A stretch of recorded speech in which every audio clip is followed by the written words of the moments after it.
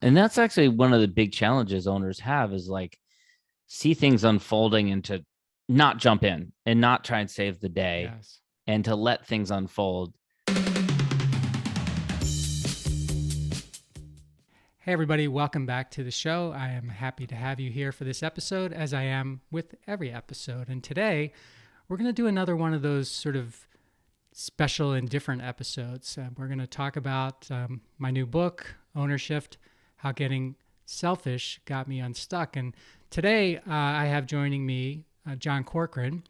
And John, I'll tell you his bio, but first I'll tell you how we got introduced. A friend of mine ran into Todd Barden, and John got talking, and Todd said to me, "Man, you should meet this John Corcoran because you're thinking about doing a podcast." This was several years ago, and he's doing one. He's really connected, that kind of thing. So John, not knowing me at all, was super kind and went out of his way to give me a bunch of his own experience and advice when it came to starting a podcast. And really, he was one of two people who ended up giving me the confidence to get started in the first place. And now, I don't know what episode this is when you listen to it, but it's 220 something probably. And, Wow.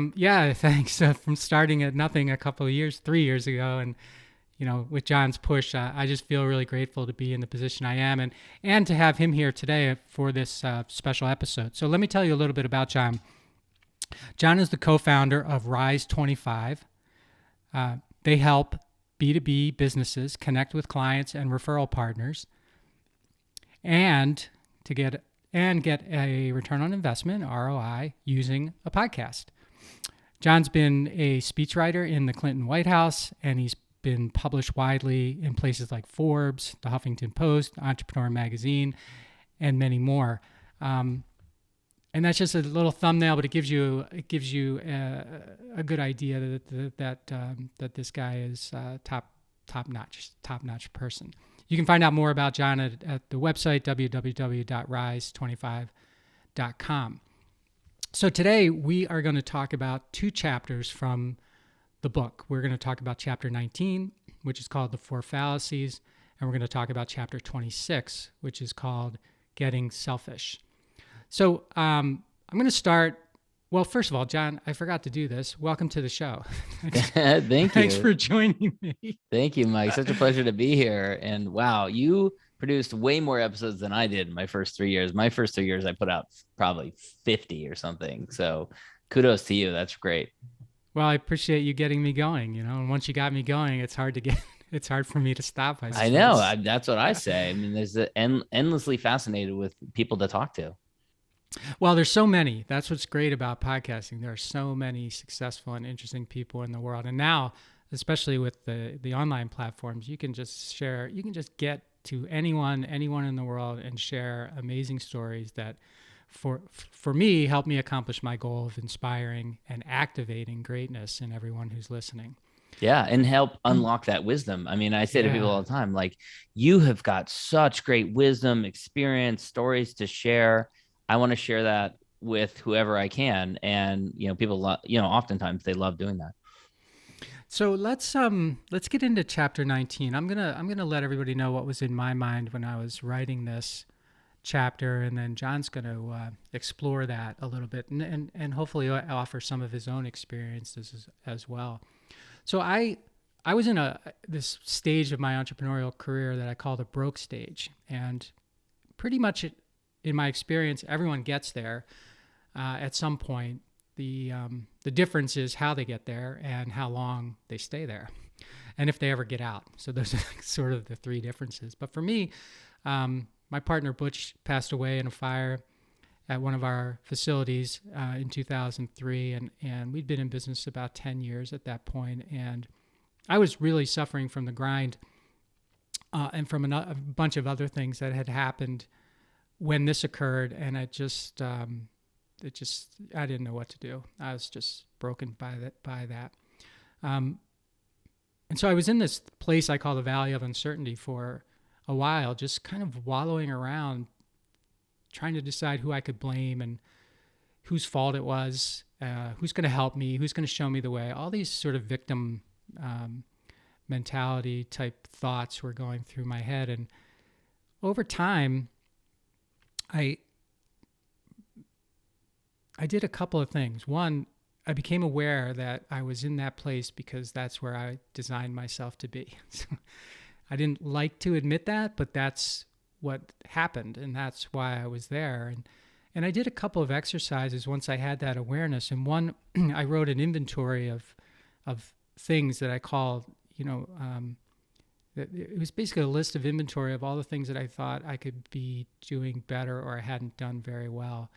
And then I sort of went through those and came up with these, what I call the four fallacies, which are four belief systems that I had about being an entrepreneur and running a company that I put a lot of faith in and a lot of trust in, and I believed in these things. And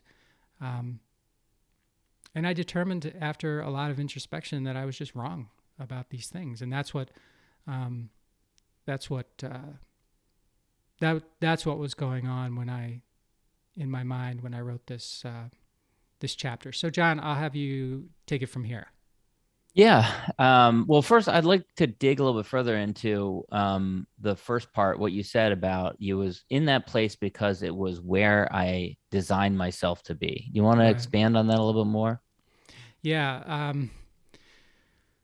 So I guess the short story is I had this belief system about what it took to be successful as an entrepreneur, or business leader, business owner, whatever, or a leader of any kind. And at the beginning of the business, I applied those, and I think I got it pretty much right. I was doing all the things that I needed to be doing in order to, to make the business help the business get off the ground and thrive. I call that the dream stage of the business, by the way. But over time, as our business grew, and it grew, fairly well, like by the time this, I was broken in this, after Butch's death, we were probably a $10 million company or so. But I was still, running it with the same belief systems that it was when it was two people, John. And that's what I mean. That's what I mean by that. So it never occurred to me that I was not doing everything right. What occurred to me all during that time was that I just need to do more. If it's not working, I just need to do more. And instead, once I got in the valley and once I really started to think about it, it became clear to me that I designed a system that was perfectly orchestrated to end me up where I was, to get me where I was. And if I could do that, then there's surely a chance that I could design a system perfectly to get me somewhere else, where I actually want to be. Isn't it? I think I read the book. What got you here won't get you there, right? Yes, yeah, I think good. Yes, kind of the classic saying. And so that first fallacy that you write about so eloquently is that you believe that you could handle everything that came your way. And you also say that you felt that asking for help felt like cheating, which is kind of interesting. I'd love to dig into that a little bit further. Why did you feel like it was cheating to ask for help? Well, in school, collaboration, and it may be better now, but when I was in school, collaboration was fine until it came time to take the test. And when you took a test, there was no collaboration, right? It was all it was just you against, the world, or you against the test or whatever. And I just kind of applied that to my whole life. Like if it's cheating to get help on a test, then it's cheating to need help with anything else. And I know that sounds kind crazy. No, I can see that. You kind of internalize it. And so you feel like, well, this is the test. Butch died. I'm being challenged. How can I ask for others to collaborate with me on this? That's not allowed. I need to figure this out on my own. Yeah, I saw it as a sign of weakness. I saw it as being lazy. I saw it as being, wrong. Yeah. All of those things. Right. Yeah, that's a great point. So that was the first fallacy that you needed to understand, needed to overcome. Next one was that you were responsible for everything that came your way, good, bad, or indifferent. Yeah. Yeah, and so that one required sort of a mind trick. The I internalized everything that happened as if it were my fault, um, and whether it was or whether it wasn't, I basically made it my fault and and a reflection of me as a person. And I think that was the wrong thing to do. But I didn't realize it till I was in the valley. And then I started to think, and when I had this awareness, I was thinking, well, there's a difference between being responsible, personally responsible, and having the responsibility for. So, some people might say, well, that's just semantics, but I didn't think it was. So to me, that was a complete mind shift for me. So things that were happening that in the business, good, bad, whatever, I had the responsibility for all of those things, but I was not, personally responsible. Those things didn't define who I was. And just making that switch really helped liberate my, maybe liberate and codify what my real role is. It must have been such a weight on your shoulders to have all that. You got a $10 million business. Good things are going to happen. Bad things are going to happen. Stuff's going to go sideways. And to put all that on your shoulders is a lot. It's a lot. Yeah.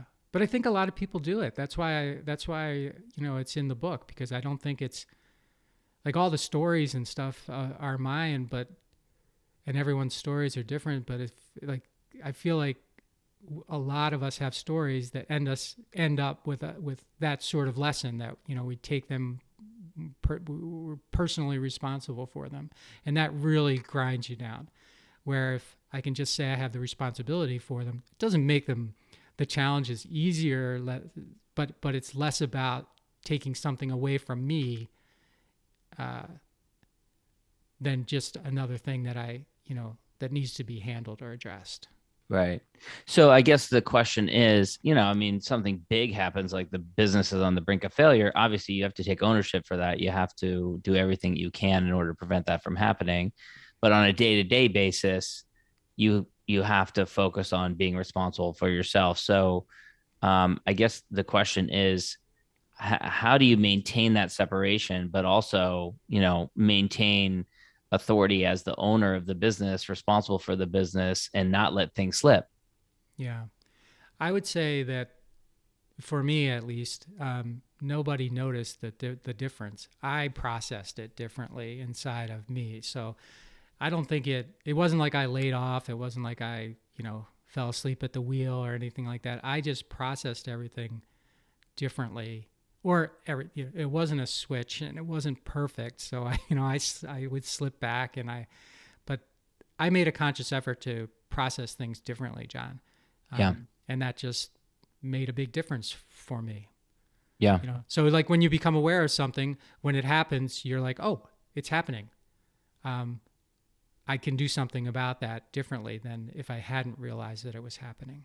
Yeah. And that's actually one of the big challenges owners have, is like, see things unfolding and to not jump in and not try and save the day, Yes. and to let things unfold. It took me a while, and I can't say I always get it right, but sometimes I wake up in the morning, I go to the office, and then I see client emailed about some issue at 7 o'clock in the morning when I'm taking care of my kids. And then there's this series of emails and there's a series of Slack messages where multiple team members all responded and weighed in and helped with it. And it was completely resolved, Mm-hmm. and I realized I didn't have to take ownership over it. They took ownership over it. I was responsible for myself, what I had to do at that point during the day. And we ultimately delivered a better result for the client, which is what really mattered. And I imagine you had a similar type of situation where, you realize I can only be responsible for myself, and others will take responsibility for their responsibility. Yeah. And that's a good point you bring up about the customer email, for example. One of the things I was hung up for a long time, and maybe you've had this experience, and I know that a lot of others have, is like, if I have the customer relationship, particularly early in the business, Yes. I feel like I always have to have that customer relationship. Like they need me to be the customer relationship. And even if it starts getting in the way of all of my other responsibilities, and what I believe is that, yeah, you may have a special good relationship with the customer, but what the customer wants is what the customer wants. They don't really care if it's you delivering it or it's someone else on the team. Um, and it was kind of this isn't in this chapter, but that was sort of a breakthrough moment to me when I realized that, because you have a lot of self-worth tied up in being needed, and as soon as you do the right thing, which is what's best for the client, what's best for the business, which in my case wasn't me personally handling a lot of the details that they needed, for example. And then being happy with that and sort of not missing a beat. And so on one level, you're happy, and on the other, you're kind of like, oh man, now what am I going to do? But that's the questions that entrepreneurs have to keep asking themselves. Yeah, what are you going to do? Because now you've freed that up, you've got that capability built. What are you going to do now? Yeah. I tell others that the mindset shift that you have to make about all of this is that you can't tell yourself that if I were to handle everything, the client's going to receive a better experience. You have to tell yourself that the ultimate client, is going to receive a much better experience when I take things off of my plate, because I'm going to bring in people that are going to love each piece of the process more than I could possibly love that piece. And they're going to take ownership over it, and they're going to do a way better job than I possibly could. And I'm going to see that happen, and you see people that love different pieces of it. And there's no way that I could possibly love all those different pieces the way that they do, or deliver on it in the way that they do, because they're going to be a superstar in that finite piece of the puzzle that you're delivering ultimately for that client. So you have to tell yourself that as I add more team members, as I take things off my plate, as I have others take ownership for it, as I remove myself from responsibility for all the things that we do for the client, we're going to deliver an ultimate better experience for that client. They're going to be happier than they ever would if it was just me. If it was just me owning every different piece of that experience with the client or the customer. Right. Great insight there, John. Yeah. Let's go through the third. So the third fallacy, the way I was thinking about my future, and you say that, you were looking at your future and it was going to be a lot like your past, and you had to get past that. So talk about that one. Yeah, I think this is something that is a big obstacle for a lot of entrepreneurs, particularly if you get to the phase where you're either stuck in the grind, or you get into the broke stage. So when you're in the dream stage, you have this ideal of what your business is going to be like and what you're going to feel like going through it. And if you can maintain that all through the growth of your business, you are an exceptional entrepreneur and leader, I would say. But I think 90+%, maybe more than that, of us have trouble with that, because as the business grows and gets more complex, we see our job as getting more complex too. In fact, we start to have to handle all of these different things that are going on, or we think we have to handle all of these things that are going on. And all of a sudden, we're in a position where the dream part is like a nightmare now, because there's just so much stuff coming at you. The things that used to energize you, the things that you used to feel like you were a hero about, are now things that piss you off, or things that take your energy away, or things that just they bother you. And you start thinking to yourself, well, why would I want to do more of this? Why would I want to grow and have more of these problems? Or why would, you start thinking about your future in terms of your past. So your past experiences are starting to implant themselves on your ability to think about the future, instead of you being able to think about your future as something you can design to be totally different, sort of as I mentioned earlier. And if you get stuck there, you're basically started the exploration phase of your journey. You are going to, you're either going to quit, you're going to get smaller, or you're going to resent your business. And none of those, none of those are included in the job description of what you should actually be doing. Right, right. So how do you paint for yourself a different vision of the future? Because I don't know about you, but I'm pretty good at that. Like, Yeah. I'm pretty good at dreaming and imagining what the future could look like. But you're right, we do kind of get stuck in this, thinking it's just going to continue to be the same. It's maybe it's like at the beginning you've got a picture of like this big business that I'm going to run in the future. And then at some point along the way, you lose that. And there are different ways of doing it. Like, for example, I've got on my wall here, I do it every year with my kids. I go and do a dream board, like a vision board, and they come into my office right behind me here, and we get a bunch of magazines and we cut out pictures of different things that we want to do in the coming year, or feel, or things that we like. And then we glue them on a board. I did it along with them, and it helps me to like glance up and like, oh yeah, these are the things I value, like a picture of family, or a picture of a vacation, or a picture of biking, which I like doing, or a nice meal out, or stuff like that. So what are some ways that you can get back in touch with how the future can look different from your past? So I think there are, I'll talk about a couple of ways. One is what I've mentioned a couple of times already, just the awareness that that where you are is something you've designed. And if it's a place that you don't want to be, you've already done a good job of designing yourself to get there. You can surely design yourself to get where you want to be. And I think the other thing kind of gets back to what we'll talk about in chapter 26, John, about getting selfish. There's in order for you to be free to think about creating a future that's different than your past and something that you own, you need time, and you need exposure to people who are thinking along those lines, and you need a belief system to be, you need your belief system maybe propped up a tad. And so I think there's a systematic way to do it, but I think it starts, like everything in life, it starts with an awareness that it's possible for you. You can do this. Yeah. Yeah, and there are communities like that. You participated in tech and YPO and different ones like that you can participate in. I'm active in EO, and it's been a great community. And actually, a friend of mine through there yesterday, he was giving me some advice and some stuff, basically on this recognition program we're going to do. And he's got a pretty big team, like 300 people now, and my team is pretty large at this point. We have about 40 or 50 people, depending on how you count them. And we were texting back and forth, and he says, you've got a pretty small team now, so you'll be able to do this. And I'm thinking, I love that he said that, Yeah. because it's a mindset shift, right? Like like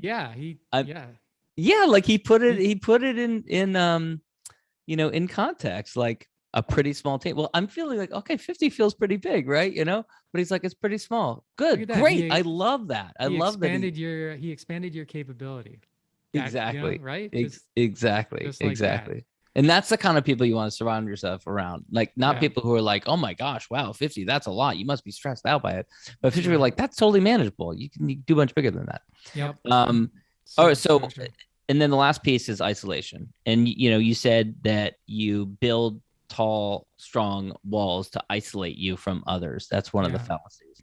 Yeah. This might not apply to everyone, but I think it applies to a good number of people. And that this certainly, my experience was that, I thought, and it kind of gets back to that, I can handle everything. I thought that if I spent all my time inside the walls of my business, I would clearly be able to, figure out everything that needed to be done, John. And it just never occurred to me that while I was doing this, I was sort of building this wall around my own exposure to new ideas and new learnings and new people and that kind of thing. And I was actually becoming quite boring, and maybe even reversing my growth as a result of doing this. But it felt very comfortable to do it because, inside the walls, I was, nobody was telling me that I didn't know what I was doing, for example. So yeah, I had to realize that, and then I had to start disassembling those walls, because the answers were I had all the answers that were inside my business by that time, John. That's just, I knew everything that was there. I didn't know everything, but everything I didn't know was outside of those walls, and with people that I hadn't yet met or been around, that kind, and thinking that wasn't my thinking, was different thinking. And I think that's a good segue to the other chapter that we were going to talk about, which is chapter 26, Getting Selfish. Yeah. And it's funny because I read this and I could sense the tension that you feel, because your message is that you got to get selfish. Right. But you also recognize that some people are going to take that out of context, and they're going to think that you're doing it for selfish reasons, that you're not doing it for the great of the company, but that's not what you meant. So do you want to expand or explain a little bit what you meant in that chapter? Yeah. You kind of mentioned it when we were talking about the last chapter, that, for me, I thought that if I put myself last and everyone else first, that I was being the kind of selfless servant leader that I read about in the books, good to great. Like I was trying to be a level 5 leader, and that, whether it was right, I think it was wrong, but whether it was right, wrong, or whatever, that contributed to this grind stage that I talk about, and ultimately the broke stage, because while I was putting everyone else first, it made me feel like I was valuable, John. It made me feel like I was doing a good job. It made me feel needed. Maybe made me feel like I was the hero, maybe. But what it really was doing was getting in the way, or preventing me, or becoming an excuse for me not to do what I was supposed to do. As an entrepreneur, I'm supposed to create the vision for the business. I'm supposed to, have a go big mentality. I'm supposed to, build great teams. I'm supposed to do all of these things, and I wasn't doing any of those things because I was there. And if and I had everything sort of run up through me, and I don't know that I was a micromanager, but might as well have been, because if everything has to come through me eventually. Yeah, right. So, right. You become the bottleneck. Yeah, I become the bottleneck. I was treating the business, that 10-year-old business, and maybe from 5 to 10 or whatever, I was treating that business as if it was still a startup infant, John. Like it still needed me for all of its food and sustenance and everything. And clearly it didn't, but that made me feel good. It made me feel like I was doing good, valuable work, but it was also making me feel like this sucks. Why am I, I don't want to be doing this. And why isn't anyone like telling, why isn't anybody stepping up? All those questions, like you ask, why, so, I was listening to our Vista speaker this week, actually. It was a phenomenal guy named Musselman, Todd Musselman. And he's a coach, but he just had this incredible way about him. But one of the things he said was, if you have expectations without agreement, you're in for a really long road. And that's what I began to have, was expectations for what people were doing, but no agreement, because I never asked them to do any of those things. I just expected that they would. So that's what I mean about that. And when I talk about, so being selfless first wasn't working for me, in other words, even though I thought that's what I should be doing. And so when I talk about getting selfish, and it's such a horrible word, people don't like, nobody wants to be called selfish, but I use the word very intentionally, because in order for me to really be a selfless leader, I had to be selfish first, because I had to know what it was that I wanted. I had to know what future property I wanted to own, what I wanted to make, happen. Because I couldn't convey that to anybody until I knew that. I couldn't understand what my role was until I knew that. I couldn't build a good team until I knew that. And, I can go on and on of all the things I wasn't able to do by being selfless first, as opposed to selfish first. And that's where the true great can come, because then the business gets bigger. You're putting food on the table for more people. You're putting a roof over the head for more people. All those different things that are possible happen, and they're not going to happen if you're not selfish and you burn out, or you decide you don't want to do this anymore, or something Right. like that. Or I think this also touches on something I say a lot of times, which is your greatest strength will eventually become your biggest constraint. Hmm. And for you is probably management, running a business. You did a great job of it, but then it becomes a constraint. Eventually you Right. realize you got to get yourself out of that, even though you're really good at it. It's Yeah. like, me in our company. I mean, I've always identified as a writer. That's been my identity from like age 8 years old. And been a professional writer. But I can't possibly continue to do that, or else that would be the biggest constraint. And so we just this week hired 2 writers, and I haven't even met them yet. And Hmm. that's great. I love Yeah. it. I wasn't even involved in the whole process. And you know what? Actually, we have people, writers, we have editors that were involved in that process. And I probably wouldn't make it through our hiring process now. Like I made it so hard. I want only good people coming in. Right. And even like I mean, your time becomes stretched thin. And so if I was evaluating that person, or if I was reviewing their writing tests, I probably would miss things, and I probably wouldn't do as good a job of ensuring that high caliber of quality for people coming in. So, but yeah. So, anyways, just meant to reinforce your point about selfishness, and doing that will help you get clear on what you want, and give bandwidth and space for you to focus on those pieces. Any final thoughts you want to share, Mike, on these 2 chapters? I just want to say that the my purpose in writing this book is to really encourage entrepreneurs to go big, and because I see too many that have and they all have the capability, I think almost all, to go big, and I see too many who get to a point where they're just ground down, or they get broken, and then they think, like I did, I'm responsible for this. This is a reflection of me. And that can just spiral you down and just get you really, really stuck for a long time. And I want to help them through my stories know that everyone's story is different. I get it. But most journeys are similar. And if my story resonates with a story in your life, then you can picture it, and you can see that, it's okay maybe where you are, but you can also see that there is this bigger breakthrough opportunity, and it's there for you. You just have to, one, be aware that, be aware of why you are where you are, and then be aware that you can create something different, John. So it's been great to talk about these 2 chapters. The Getting Selfish chapter is a pivotal one in the book for me, my reversal. And I think for everyone, well, I shouldn't say everyone. Not everyone's going to need that kind of epiphany, but at least in my experience, and I don't know what your EO experience is like, John, but I'd say that it's something that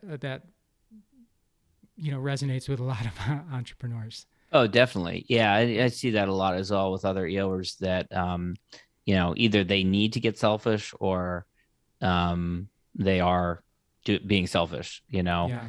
in some ways. I mean, this week I did a couple of activities. I was out all day Wednesday, another activity yesterday, half a day, and part of me felt guilty. But then the other part was like, it's good for me. These things are really good. They're good for the company. They're good for overall. And there's going to be team members, who don't understand. They don't know what I'm doing. And I guess the best we can do is just kind of, overall is communicate that, even if we're outside of the office, even if we're not, responding right away, that it's for the good of the company. Right. And actually, to speak dovetailing on that, my business partner, Jeremy, is actually going on his longest vacation in 20 years since he's worked, at the end of this month for 16 days at my urging. I was pushing him to do that.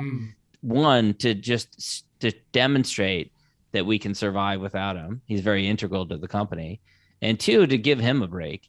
And I think the team really gets that. They understand, that it's an opportunity for everyone to shine while he's away, and that it's going to make us better having that experience. And yeah, you could call it selfishness, sure, but ultimately, I think it's going to lead to a better company overall. I appreciate you sharing that because there's a couple lessons there. One, you have to have time off, right? Don't, I know I was this way for years and years and years, and I still struggle with this. This is no easy thing, but if you're not recharging yourself and being a little selfish that way, just think all the things that rely on you, right? If you're not, if you're not putting yourself first, how do you expect to be your best, right? Yeah. So that's number one. Two, best way for you to find out what's broken in your company, go away for a while. Yeah, exactly. Right. And then exactly. and you'll know a lot better what the problems are that, or that need to be addressed. Where now, if you're there all the time and you're there to fix the problems, you don't see them as problems. You see them as just things that, naturally occur. So That's John, right. this has been so much fun going through these 2 chapters. I do appreciate you making time to do it, and for all the guidance and advice you've given me and all the help you've provided over the last 3 years as well. And Absolutely. Great job. So I'm just going to mention it by name for those listening to this. Owner Shift, How Getting Selfish Got Me Unstuck by Mike Malatesta. And they can get it where, Mike? It is already an Amazon bestseller in multiple categories, and I would really, really be grateful if you go to Amazon, buy a copy, check it out, and let me know what you think, because I am open to conversation about my ideas versus yours. But really, I want to make an impact on the success of the entrepreneurs out there in the world, and I think this book has a chance of doing that. Great. Thanks so much, Mike. Thanks for involving me in this. This was a lot of fun. All right, John. And how about how do you want people to connect with you? Rise25, they can go there, check it out, or connect with me on LinkedIn, John Corcoran on LinkedIn, either way. Okay, cool. Thanks for joining me. Everyone, thanks for listening, and have a fantastic day. Thanks for listening to this episode of the How'd It Happen podcast, where we believe that success doesn't happen unless you make it happen. You can subscribe to the podcast on Apple Podcasts, Google Podcasts, Stitcher, or wherever you like to listen. And while you're there, please rate it and leave a comment as well. I'd love to hear your thoughts about the show, ideas for future guests, or whatever you'd like to share. And of course, you can always find me at mikemalatesta.com. See you next time. Thanks again for listening to the How'd It Happen podcast.